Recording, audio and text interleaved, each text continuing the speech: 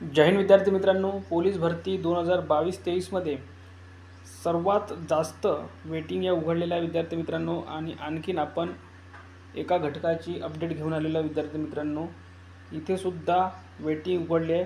पण इथे 1 2 3 10 15 50 अशा न उघडता 103 जागेसाठी विद्यार्थी मित्रांनो इथे वेटिंग उघडणार आहे. आणि त्यापेक्षा सुद्धा हा आकडा मोठा होणार आहे जेव्हा मुंबई पोलीस शिपाई चालक या पदाची जॉईनिंग होईल किंवा या पदाची डॉक्युमेंट तर झालेले आहे, मेडिकल होईल, त्यानंतर भरपूर अशा वेटिंग इथे उघडणार आहे.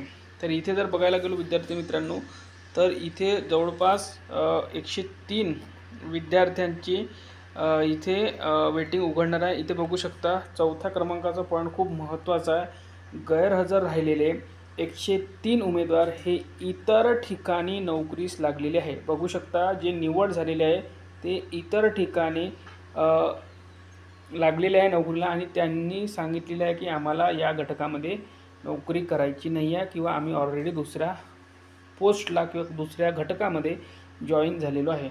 कारागृह शिपाई पदावर नोकरी करण्याची इच्छा नसलेले उमेदवार असून त्यांच्याकडून कारागृह शिपाई पदाची निवड करण्याबाबत लेखी निवेदन घेऊन प्रतीक्षा यादीवरील उमेदवारांची कागदपत्र पडताळणी करण्यात येणार आहे.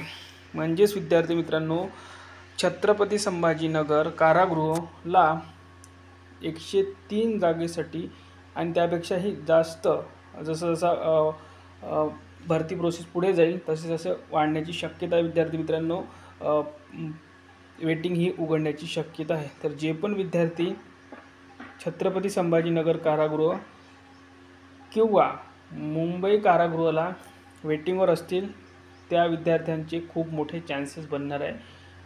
आणि जे विद्यार्थी SRPFला कोणत्याही घटकामध्ये तुम्ही जर वेटिंगला असेल तर तुमचं यावर्षी काम होऊ शकतं.